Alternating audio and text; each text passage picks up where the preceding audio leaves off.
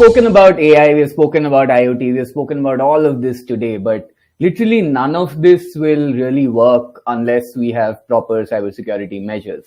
And none of us will be able to sort of keep up with this. So for the next 30 odd minutes, we will talk about cybersecurity with people who have really deep insights into this. On this panel, we have Ms. N.S. Napinai. She's a Supreme Court lawyer and a cyber law expert. We also have Mr. B.G. Mahesh, who's the founder of Sehmati. It's a self-organized collective of the account aggregator ecosystem. We have Ms. Irina Ghosh. She's the Executive Director, Cloud Solutions at Microsoft India. And we have Mr. Deepak Maheshwari, who's a public policy consultant. I welcome you all to the panel and thanks a lot for joining us.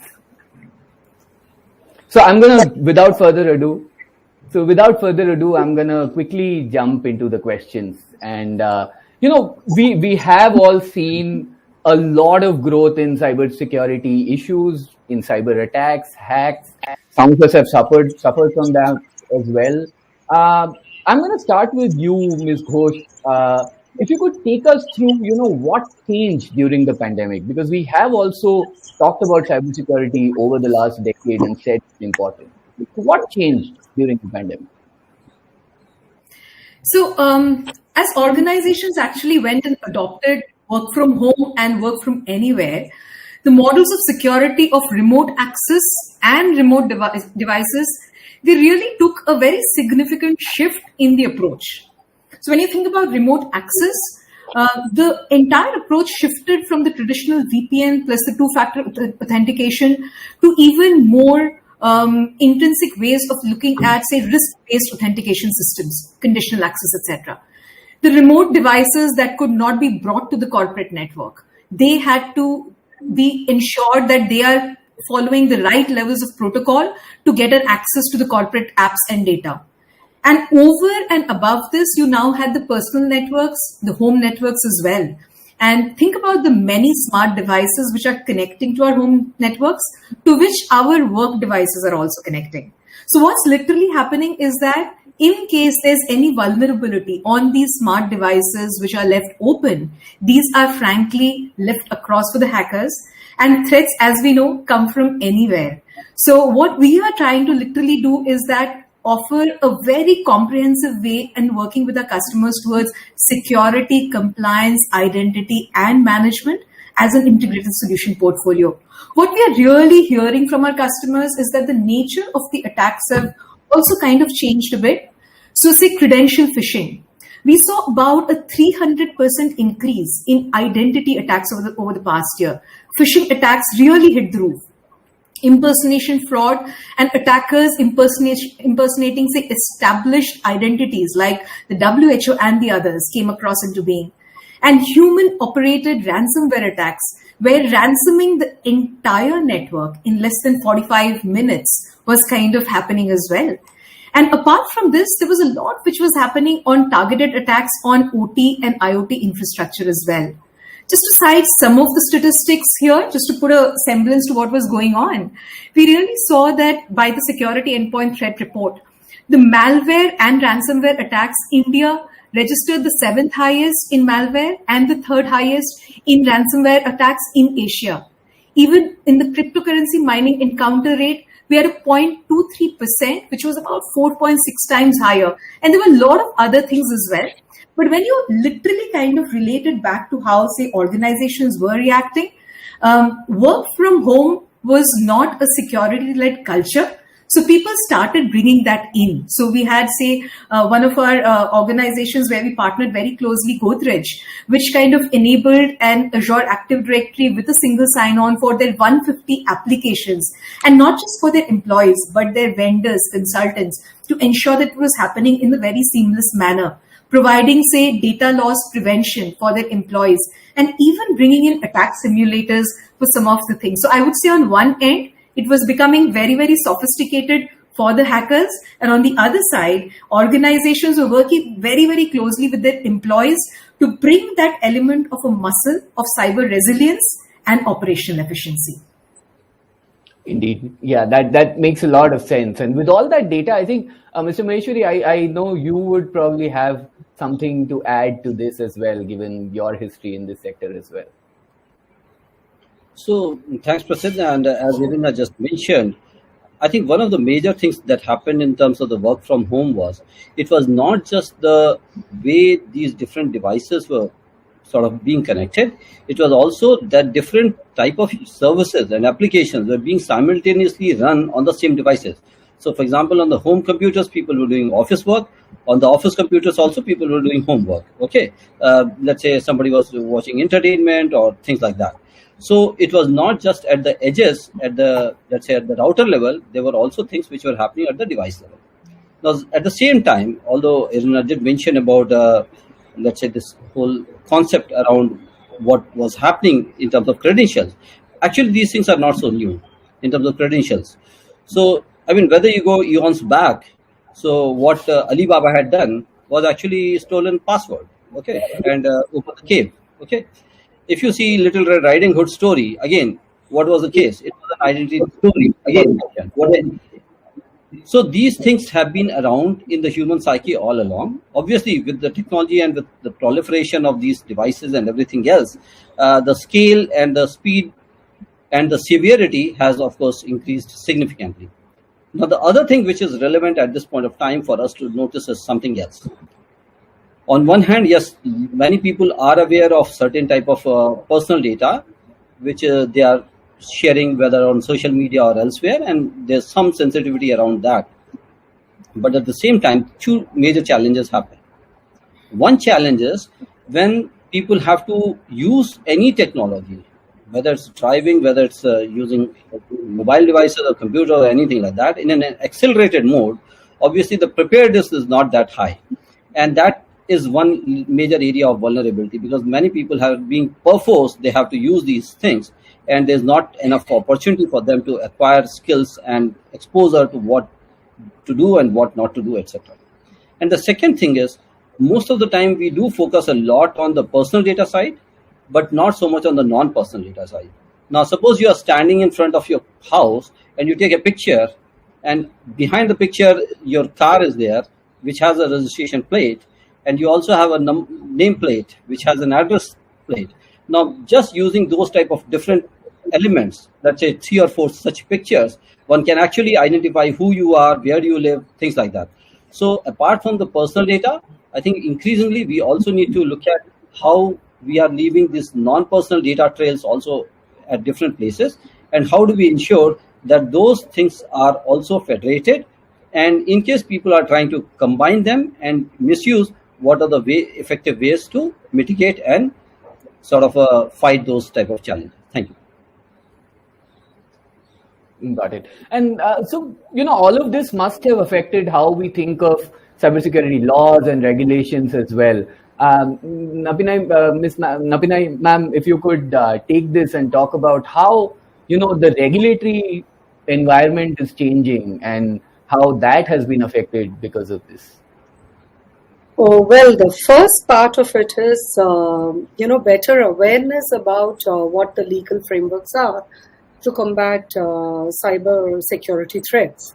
So I'm glad that, on one hand, whilst there has been a lot of increase in cyber crimes, and in this instance, it's not just an increased reporting of cyber crimes, which was the case in earlier instances. There has been an actual increase in cyber crimes with the usage patterns also going, up the curve during COVID. Along with the increase in cyber crimes, with more and more stories coming out, with people becoming more, vocal about the problems that they are faced with, that has substantially helped in terms of awareness amongst users on what the threat scenario is.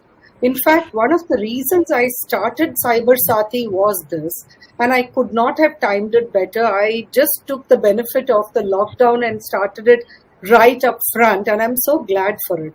Because, the whole thing that users need are twofold.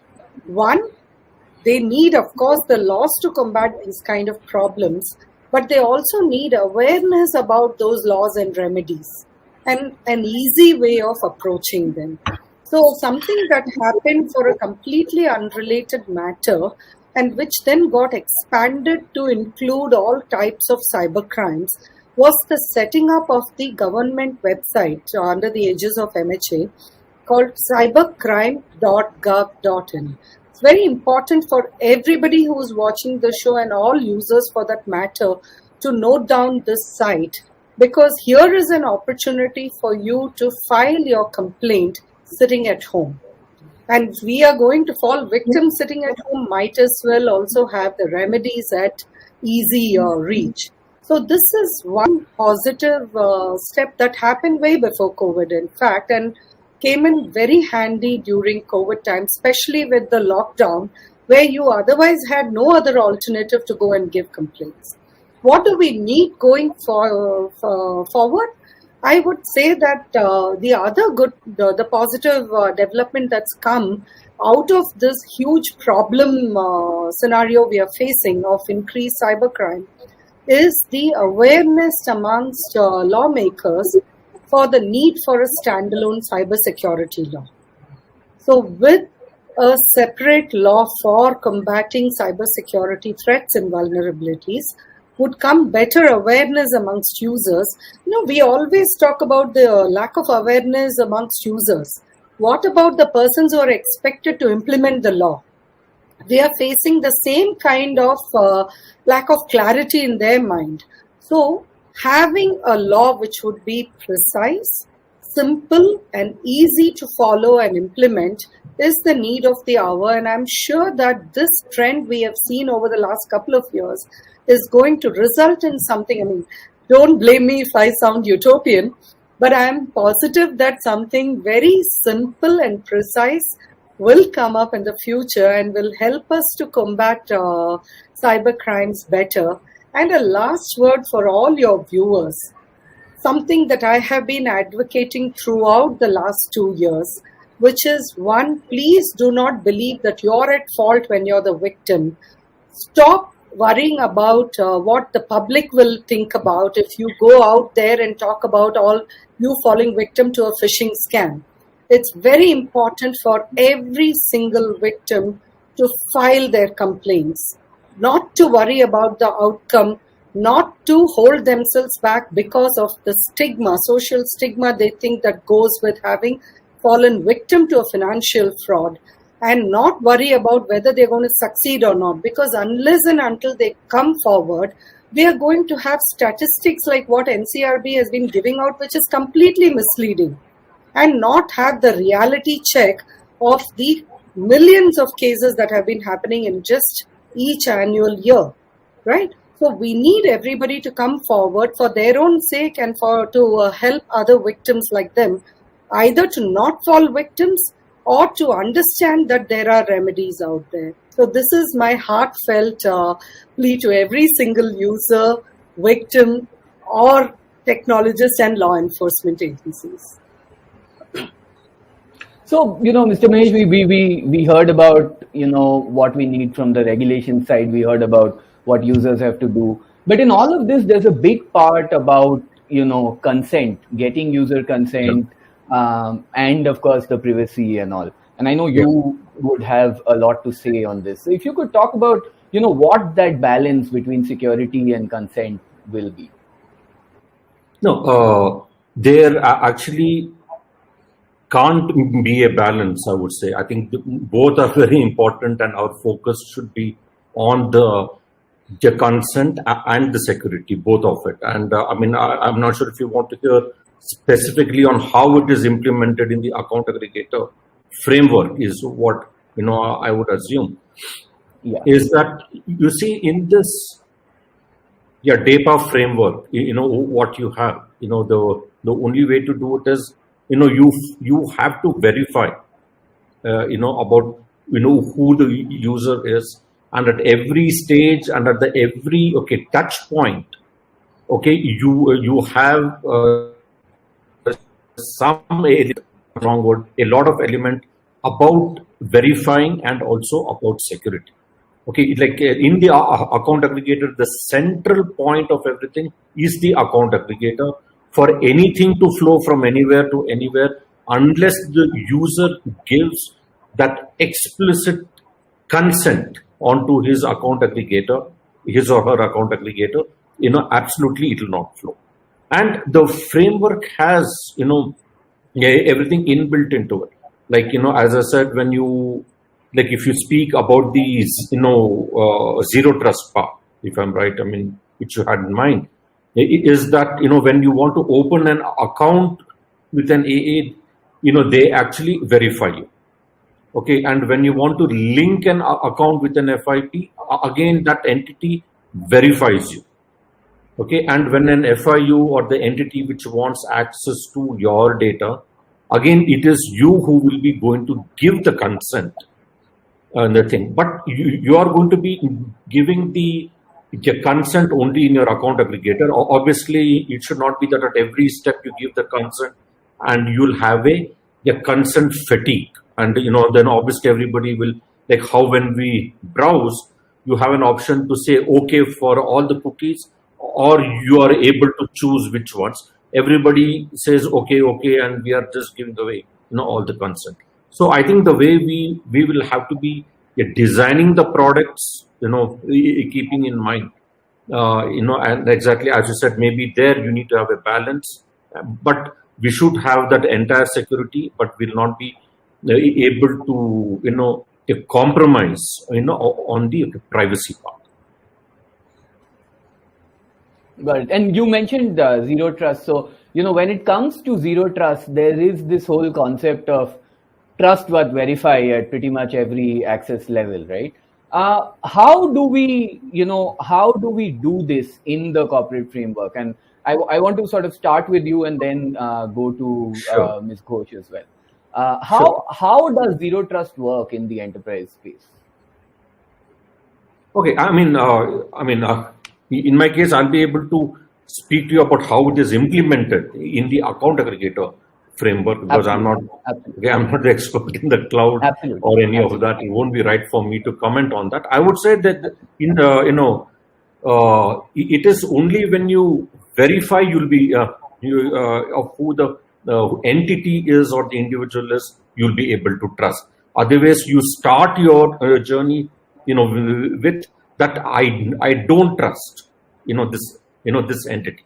So as I told in the AA framework, it is the individual who is verified at every point of time, and all the entities involved in an account aggregator are regulated entities. Okay, from either the RBI, SEBI, insurance, pension fund. Okay, so each of them have the tight rules. But on the entity to entity wise, when the data is going to flow, becomes very important that the security is actually good. So every API or call between entity to entity is actually digitally signed. So the other entity can verify, did this call come from this account aggregator? Was it a particular bank which is asking for the data? So the account aggregator framework, the way it has been designed, is that at every level you have end-to-end encryption is there, and you have tokens which expire very often, so nobody is able to impersonate you. Okay, which is one. And every API call, not just the data, but I'm saying the API call also are digitally signed. So you'll see it is extremely tight. The framework has kept all these points in mind. Now it is up to the implementers to use this framework to ensure it is implemented according to the standards. And all these standards are published by the regulator. Got it. Ms. Ghosh, you help companies, of course, implement these zero trust models. How is it done across the cloud space? How is it done there? Yeah, when you think about zero trust, I think one of the principles that we really tell every organization we partner with is that it's it's a journey, and how you traverse the journey is very important, and not the entire destination only, because it's a muscle that anybody builds over a period of time. Now, what I mean by that is also that zero trust is really not a net new concept in the cybersecurity world. It's been there. But I think it's gained a lot of prominence in today's parlance, because the way the hackers are coming across and the way the vulnerabilities are getting exploited has been really in a net new manner. So the principles that we kind of really talk about are: how do we verify explicitly, grant the least privileged access, and of course we assume breach. So towards this, Microsoft, along with the entire ecosystem of various foundations, the partner ecosystem, the researchers, the analysts, and everybody that we work together, we invest very, very heavily in this area. And in this, I would really say that it's a combination of people, processes, and technology that we have to kind of hone over a period of time. So say the first one, towards the technology, using a multi-factor authentication. And if we use this, at least about 99.9% of the account hacks which happen on a normal course can really be arrested. When it comes to people, developing a cyber resilient mindset, and the fact that it's not just a set of IT security policies that you have to adhere to, but everybody in the organization should really be alert that in the event that they kind of sense any suspicious events, that they are really able to raise any levels of alerts. Thirdly, about the process of ensuring that there's a very mature patching program which is there, and it needs to be kind of taken across in a very intentional, proactive manner. And finally, at Microsoft, we've also put a lot of benchmarks and insights like Microsoft Secure Score, like Compliance Manager, which can help you understand the security posture at any point of time. And you can assess your progress. Everybody is in a different maturity of the security journey. So where are you? Where are you against, say, an industry benchmark? And what could be the next step which increases your security posture in the security journey? Net, I would just say it's a team sport. Lots of people kind of come into ensuring that the security resilience of the organization is really kind of protected. So that's the way we should be navigating. Right. Ms. Napinai, how do we sort of, what is the role of law in, ensuring that companies also follow such models? How is it done through law and regulation? Yeah. Firstly, what drives a company, in terms of the security angle? Everywhere, if you look at a security scenario, there's a trade-off, right? Every innovator, implementer will decide or take a call based on the trade-off. And I always say this is where law plays an important role. Because as part of the trade-off, if law imposes sufficient incentive not to trade off certain security thresholds, if violating that is going to result in heavy penalties, that's the role law plays in ensuring a better security scenario. So, when we talk, be it about consent, we are still waiting for the PDP bill. But even with the onset of the PDP laws, we are already aware that consent is not going to be the only framework. There will be built into the law itself a non-consensual permissibility, which is not going to be hampered by consent or otherwise. How far an organization is going to interpret the permissibility aspect of doing away with consent, how far are they going to use consent merely as a tick mark compliance, and where do they take it very seriously? All of this is really going to be contingent on what are going to be the penalties for violation. So even if it were due to a different kind of interpretation that you're drawing to suit yourself when you are implementing, and if it is going to result in heavy penalties, you will still think twice about drawing those kind of alternate interpretations. You'll be very careful in terms of interpreting the law. And therefore, I'm going back to first principles in law, which always says that any regulation, for it to have teeth, for it to be complied with, needs sanctions behind it. So similarly, applying the same ratio to security constructs, my take is that you need sanctions behind violation or following violations. And those sanctions can be best applied through a legal or a regulatory framework. And that's the role I envisage for law. Got it. Mr. Maheshwari, you of course, speak to policymakers, you work in the policy space. Do you see us taking this seriously when it comes to the regulations that we're formulating? What are they thinking?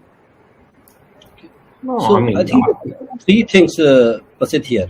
Number one, as Napinai just mentioned, that the law itself needs to have teeth. But the other thing related to that, I would just like to add and supplement that, is that it is not just about the legal provisions per se, but also the capacity of the system. That means whether it's the law enforcement, the prosecution, the judiciary, everywhere, we also have to have capacity building in that system also, so that not just the law on the paper, we actually have an effective implementation. So that's one thing. So this is one area of, in terms of the policies, that it is not just about what is written in the policy, but it's also about how policy itself is internalized within the ecosystem. Second thing is about the process. And here I'm talking not about the technology process or the business process per se, but the process of policy making itself. So what we would like to see is more and more inclusive, multi-stakeholder, open, transparent engagement process. So for example, there's a draft, what is the process of consultation, what type of analysis is done, all of that should ideally be in the public domain. Okay, obviously there will be some sensitive areas related to national security, etc. But apart from that, everything else, it is much better to be it in the open domain. And yes, we do know that now there's a new chairperson of the JPC and some new members, and they are looking at these issues afresh. So we hope that something solid comes out of it. The last thing that I would like to say is this in terms of the policy. While we are talking about a PDP bill, we are talking about, and we already have a draft NPD report, 2 versions have come. There's an AI framework in Niti Aayog and several other things which have been in the making at different points of time and different agencies across the government. So, for example, the National Cybersecurity Coordinator's Office and the PMO, they are talking about the National Cybersecurity Strategy, which the Honorable Prime Minister also had mentioned last year in the Independence Address, and several other things. All the same, I think there are 2 important things here. One, we need a national comprehensive digital convergence policy coming from the center itself. And then, yes, all these different type of instrumentalities can happen. So you may have a PDP bill, you may have an NPD framework, you may have an AI, DEPA, many other things. And second thing is in terms of the institutional convergence also. So currently we do have the different ministries. So for example, Ministry of Communications, Electronics and IT, Ministry of Communications, Ministry of I&B, Ministry of Home Affairs, Ministry of Defense, Ministry of Finance, and of course the National Cybersecurity Coordinator and Niti Aayog, apart from a few other also playing in this role. So for example, DST has something on IoT, Ministry of Consumers, BIS is working on IoT standards. So again, we do need some coordination mechanism so that we take care of the potential cracks and overlaps, because ultimately when it comes to whether zero trust, as you mentioned earlier, so going for zero trust is not a zero-sum game. And effectively, when we are looking even in terms of cybersecurity and privacy, if you do not have robust cybersecurity, you will not have any robust data protection, because one of the important things about that is, the term data protection itself means we are talking about security of that. But when we are talking about cybersecurity, it is not just about privacy or let's say the protection of the personal data. It is a much wider ambit. So all these things have to be properly understood and clarified. And that's why my suggestion is that first and foremost, we need to have a national digital policy framework. And underneath that, all of these different instrumentalities and institutions can reside. Thank you. And, we would have loved to talk more about this subject, but in the interest of time, we do have to end this. And I want to end it quickly with just 2 lines from each of you on just what is your opinion? How do we stop cyber criminals, if at all? Let's start with you, Ms. Ghosh. I would just say that if we we really embrace the spirit of going passwordless, that would really be a great step in that direction. Because we say internally that hackers don't break in, they log in. So there's a whopping 579 password attacks every second, which is happening. So going passwordless, using things like, say, an authenticator app and what we use like a Windows Hello security key on your favorite devices, not having to remember things and not being vulnerable could be a great step. Mr. Mahesh? Yeah, so that entire idea is good, but I think in India we need to really think about Bharat on how for them we can make it secure, because not everybody has a smartphone or everything like that.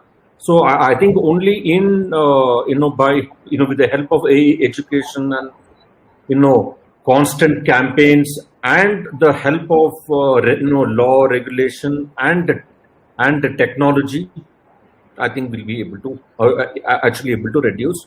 Obviously, it won't stop. Okay, it will never stop, because somebody or the other always wants to make the fast buck. Okay, that's there. But I think we have to see the combination of all of this, how it can be used to protect actually Bharat. Ms. Nabhinay? I was hoping to go last because I may probably be raining on everybody's parade here. No cyber criminals. That's like saying no criminals, and that's definitely not happening. Even lawyers will be in trouble. Well, I would be very happy if that scenario happens, but it's not going to be really possible. So the best alternative then is to protect yourself to the maximum extent. So keep aware of trending crimes, as we call it.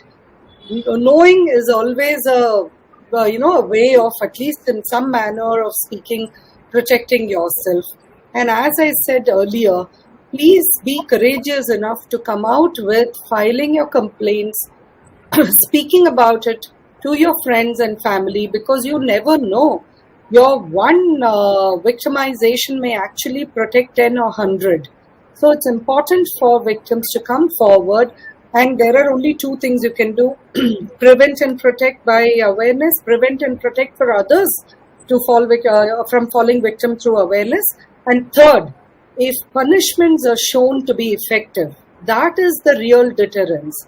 Today, we don't have clarity in terms of the law for law to be a deterrence, and there is also no visible effects of enforcement. And again, therefore, that doesn't act as a deterrent. We need both of these to work for us to see deterrence, if not wishing away the entire criminal scenario itself. Mr. Maheshwari, you're left. It's your opinion now. All right. So one is, I think we need more. So, for example, in the earlier session also we listened a lot about data. So I think we need more data about what is happening, what is not happening. So, for example, Nabhinay did mention about this. So it's not just about from the victim side, it's also from the enterprises and other places, and even from the government. So what is happening, what is not happening. So we need more and more data in the public domain about what is happening, how things are happening, what is getting breached, what is not getting breached, etc. So that's one side. Second thing is that apart from awareness, preparedness, etc., I think we also need to be sensitive and cognizant that it is not just sufficient for us to be bothered about protecting our information, our device, our family, our companies, assets, etc. And let me just give you a short example here. When you're driving on the road, it's not just enough that you put on a helmet, you put on the seat belt, you follow all the rules and everything. You also have to be careful about how others are behaving on the roads and how the road infrastructure, etc. itself is.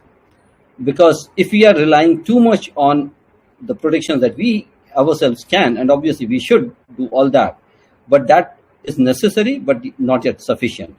So in terms of that, when we are looking at how others are driving, how others are walking, and some of them could be, as was mentioned earlier, could be vulnerable just because of lack of capacity or lack of awareness or lack of tools.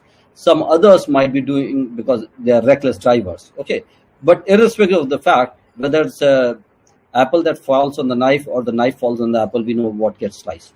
Thank you. So as we can see, there's a role to be played by multiple parties. It's not one or two, it's government, it's companies, it's users. Everybody obviously has a role when it comes to the future of cybersecurity. And with that, I will end this panel. Thanks a lot to all of you for joining us and sharing your valuable insights.